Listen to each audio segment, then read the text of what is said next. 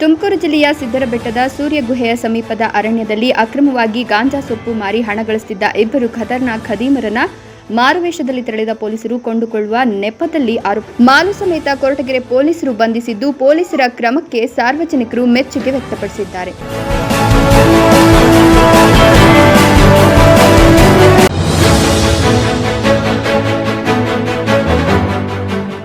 ಗುಬ್ಬಿ ಹಾಗೂ ತಿಪಟೂರು ತಾಲೂಕಿನ ಗಡಿಭಾಗದಲ್ಲಿ ನಡೆಯುತ್ತಿರುವಂತಹ ರಾಷ್ಟ್ರೀಯ ಕಾರ್ ರೇಸ್ ಸ್ಪರ್ಧೆಯಲ್ಲಿ ರೇಸ್ ಕಾರ್ ನೋಡುತ್ತಿದ್ದಂತೆ ಪಲ್ಟಿ ಹೊಡೆದಿರುವ ದೃಶ್ಯವನ್ನು ಸೆರೆ ಹಿಡಿದಿರುವಂತಹ ಸಾರ್ವಜನಿಕರು ಸಾಮಾಜಿಕ ಜಾಲತಾಣಗಳಲ್ಲಿ ಸಿಕ್ಕಾಪಟ್ಟೆ ವೈರಲ್ ಆಗ್ತಾ ಇದೆ. ಹಳ್ಳಿಯ ಜನರಿಗೆ ಈ ಕಾರಿನ ಸ್ಪರ್ಧೆ ಹೊಸ ರೋಮಾಂಚನವನ್ನು ಸೃಷ್ಟಿ ಮಾಡಿದೆ. 2 ದಿನಗಳ ಕಾಲ ನಡೆಯುತ್ತಿರುವಂತಹ ಈ ಒಂದು ಕಾರ್ ರೇಸ್ ಭಾನುವಾರ ಮಧ್ಯಾಹ್ನದ ವೇಳೆಗೆ ಮುಗಿದಿದೆ.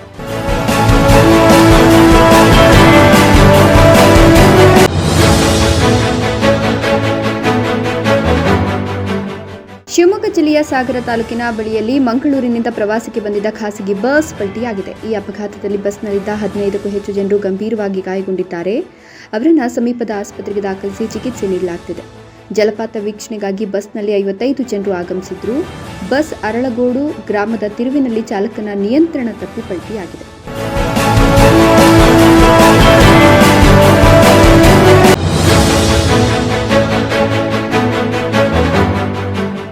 ಜೈಲಿನಿಂದ ಜಾಮೀನಿನ ಮೇಲೆ ಹೊರಬಂದ ಅಲ್ಲು ಅರ್ಜುನ್ಗೆ ಆಂಧ್ರ ಉಪಮುಖ್ಯಮಂತ್ರಿ ಪವನ್ ಕಲ್ಯಾಣ್ ಶಾಕ್ ನೀಡಿದ್ದಾರೆ. ನಿನ್ನೆ ರಾತ್ರಿ ಹೈದರಾಬಾದ್ ತಲುಪಿದ ಪವನ್ ಭಾನುವಾರ ಅಲ್ಲು ಅರ್ಜುನ್ ಮನೆಗೆ ಭೇಟಿ ನೀಡಿ ಒಗ್ಗಟ್ಟು ಪ್ರದರ್ಶಿಸಲಿದ್ದಾರೆ ಎಂದು ಬನ್ನಿ ಹಾಗೂ ಮೆಗಾ ಅಭಿಮಾನಿಗಳು ಭಾವಿಸಿದ್ದಾರೆ.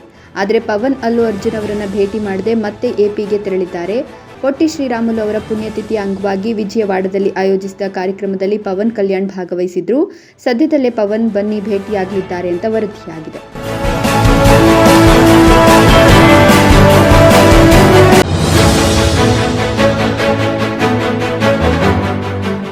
ಶ್ರೀರಂಗಪಟ್ಟಣದ ಪಶ್ಚಿಮ ವಾಹಿನಿ ಬಳಿಯ ಕಾವೇರಿ ನದಿಯಲ್ಲಿ ಎಸ್ಎಂ ಕೃಷ್ಣ ಅವರ ಅಸ್ಥಿಯನ್ನು ಭಾನುವಾರ ವಿಸರ್ಜನೆ ಮಾಡಲಾಯಿತು.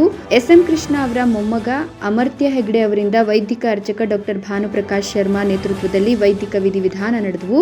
ವೈದಿಕ ಪೂಜೆ ನೆರವೇರಿಸಿದ ಬಳಿಕ ನದಿಯಲ್ಲಿ ಅಸ್ಥಿ ವಿಸರ್ಜನೆಯನ್ನು ಮಾಡಲಾಯಿತು.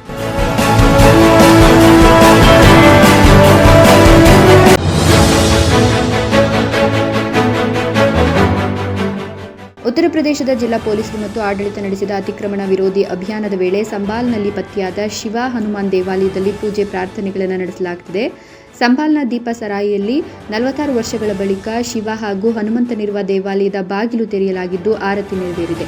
ಈ ಪ್ರದೇಶದಲ್ಲಿ ವಿದ್ಯುತ್ ಕಳ್ಳತನವನ್ನು ಹಿಡಿಯಲು ಆಡಳಿತ ತಂಡ ತೆರಳಿದ್ದು, ಈ ವೇಳೆ ಈ ದೇವಸ್ಥಾನ ಪತ್ತೆಯಾಗಿತ್ತು. ಶಿವ, ನಂದಿ, ಹನುಮಾನ್ ಮತ್ತು ಕಾರ್ತಿಕೇಯನ ಪುರಾತನ ಪ್ರತಿಮೆಗಳು ಕಂಡುಬಂದಿವೆ.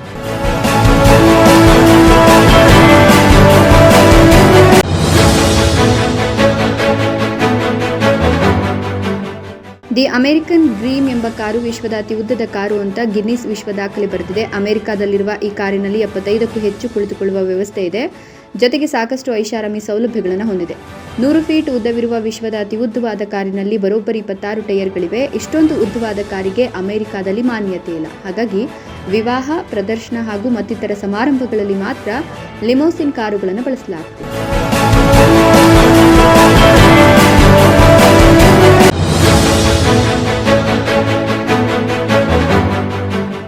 ಉಧಂಪುರ ಶ್ರೀನಗರ ಬಾರಾಮುಲ್ಲಾ ರೈಲು ಸಂಪರ್ಕ ಯೋಜನೆಯ ಅಂತಿಮ ಹಳಿ ನಿರ್ಮಾಣ ಕಾಮಗಾರಿ ಪೂರ್ಣಗೊಂಡಿದೆ.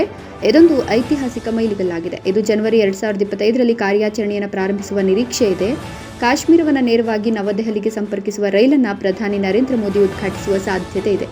ವಂದೇ ಭಾರತ್ ರೈಲಿನ 3ನೇ ಆವೃತ್ತಿಯು ನವದೆಹಲಿ ಶ್ರೀನಗರ ಸ್ಲೀಪರ್ ರೈಲು ಆಗಿರುತ್ತದೆ. ಇದು ಕೇವಲ 13 ಗಂಟೆಗಳಲ್ಲಿ 800 ಕಿಲೋಮೀಟರ್ನಷ್ಟು ಪ್ರಯಾಣ ಬೆಳೆಸುತ್ತದೆ ಎನ್ನಲಾಗಿದೆ.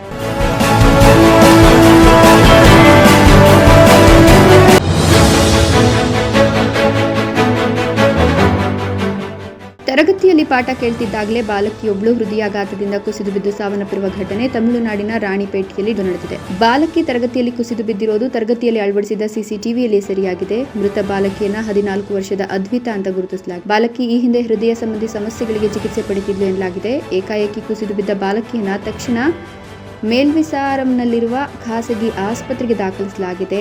ಆದರೆ ಅದಾಗಲೇ ಬಾಲಕಿ ಸಾವನ್ನಪ್ಪಿರುವುದಾಗಿ ವೈದ್ಯರು ಘೋಷಿಸಿದ್ದಾರೆ.